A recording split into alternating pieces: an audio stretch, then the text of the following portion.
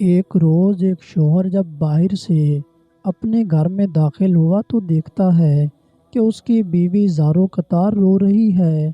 رونے کا جب سبب دریافت کیا تو بیوی کہنے لگی، ہمارے گھر کے پیڑ پر بیٹھنے والے پرندے بسا اوقات مجھے بلا شرعی حجاب اور بغیر پردے کے دیکھتے ہیں، تو مجھے ڈر لگتا ہے کہ کہیں اس میں اللہ کی معصیت اور گناہ کا ارتکاب نہ ہوتا ہو، جس کا اگر مجھے ایک دن اللہ کے سامنے حساب دینا پڑ گیا تو میں کیا جواب دوں گی۔ بس یہی سوچ کر اور اسی خوف سے میں رو رہی ہوں۔ بظاہر انتہائی نیک اور دینی جذبات سے لبریز بیوی کا یہ جواب سن کر شوہر بہت خوش ہوا اور اس کی اس درجہ پاک دامنی، پاکیزگی اور جذبہ خدا ترسی کو دیکھتے ہوئے عالم بے خودی میں فوراً اس کا ماتھا چوما اور اسی وقت کلہاڑی لے کر گھر کے پیڑ کو کاٹ کر باہر پھینک دیا۔ اس واقعے کے ایک ہی ہفتے بعد ایک روز وہ شوہر اپنے کام سے جلدی فارغ ہو کر اپنے نارمل وقت سے کچھ پہلے ہی گھر آ گیا تو کیا دیکھتا ہے کہ اس کی وہی پارسا بیوی اپنے عاشق کے باہوں میں لپٹی ہوئی سو رہی ہے۔ یہ ناقابل یقین دلخراش منظر دیکھ کر اس نے مزید کچھ نہیں کیا، بس گھر سے اپنی بعض ضروریات کا سامان لیا اور اپنا گھر اور بستی چھوڑ کر نکل پڑا اور چلتے چلتے ایک دوسرے شہر تک پہنچ گیا جو بادشاہ وقت کا اپنا شہر تھا۔ وہاں دیکھا کہ امیر شہر کے محل کے ارد گرد کافی لوگ جمع ہیں۔ یہ منظر دیکھ کر جب اس نے اس بھیڑ کا سبب پوچھا تو لوگوں نے بتایا کہ بادشاہ سلامت کی تجوری چوری ہو گئی ہے۔ اسی دوران اس بھیڑ سے ایک ایسے شخص کا گزر ہوا جو پورے پیر کے بجائے صرف اپنی انگلیوں کے اطراف کے بل بہت سنبھل اور بچا بچا کر انتہائی احتیاط سے چل رہا تھا۔ اس آدمی نے جب اس شخص کے بارے میں پوچھا کہ یہ صاحب کون ہیں تو لوگوں نے بتایا کہ اس شہر کے دین گرو، مذہبی پیشوا اور شیخ صاحب ہیں جو اپنی انگلیوں کے بل محض اس لیے چلتے ہیں تاکہ ان کے پاؤں کے نیچے کوئی چیونٹی آ کر کہیں دب نہ جائے اور اس کی موت ہو جائے اور اس طرح وہ ناحق قتل نفس کے عظیم گناہ کے مرتکب نہ ٹھہر جائیں۔ شیخ صاحب کے متعلق لوگوں کا یہ جواب سن کر اس آدمی نے فوراً اور برجستہ کہا، اللہ کی قسم، مجھے بادشاہ کے خزانہ اور تجوری کے چور کا پتہ حتمی مل گیا ہے، مجھے اسی وقت بادشاہ کے پاس لے چلو۔ بادشاہ کے پاس پہنچ کر ابتدائی حال چال کے بعد اس آدمی نے عرض کیا،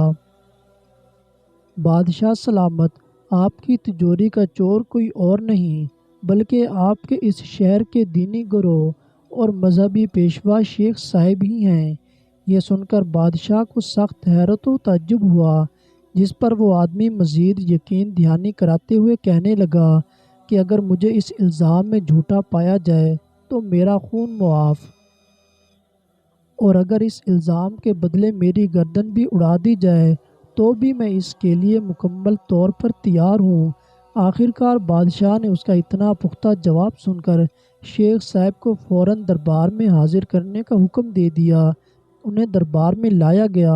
پوچھ تاچھ اور تحقیق کے بعد آخرکار شیخ صاحب نے اپنا جرم قبول اور تجوری چوری کا اعتراف کر ہی لیا۔ شیخ کے اقرار و جرم کے بعد بادشاہ اس شخص سے کہنے لگا، تم یہ بتاؤ کہ آخر تم کو کیسے پتہ چلا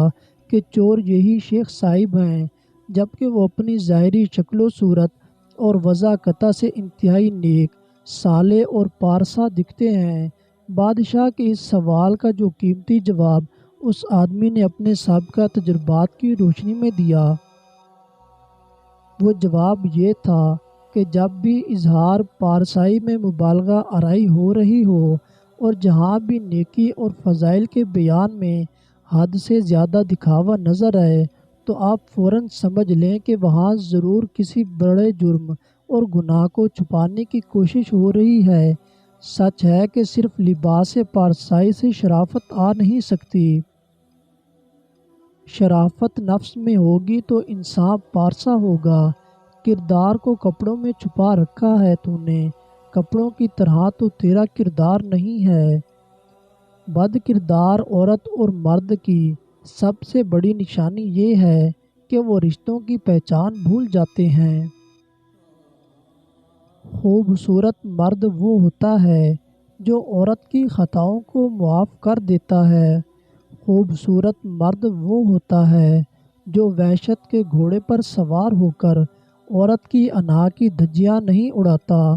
خوبصورت مرد وہ ہوتا ہے جو بن مانگے عورت کو محبت اور عزت دیتا ہے، عورت کو اپنے مزاج کی تپش سے جلا کر راکھ نہیں کر دیتا۔ خوبصورت مرد وہ ہوتا ہے جو عورت کا محافظ بن کے اس کو تحفظ کا احساس بخشتا ہے، اسے ہر برے اور غلط کام سے روکتا ہے، اس کا رہبر بن کے رہنمائی کرتا ہے، اس کی عزت پر اپنی زندگی فنا کر دیتا ہے، اس کے ایک آنسو پر زمانے سے الجھ جاتا ہے، اس کی ہنسی کو اپنی زندگی سمجھ کے ہمیشہ اسے ہنستا ہوا رکھتا ہے۔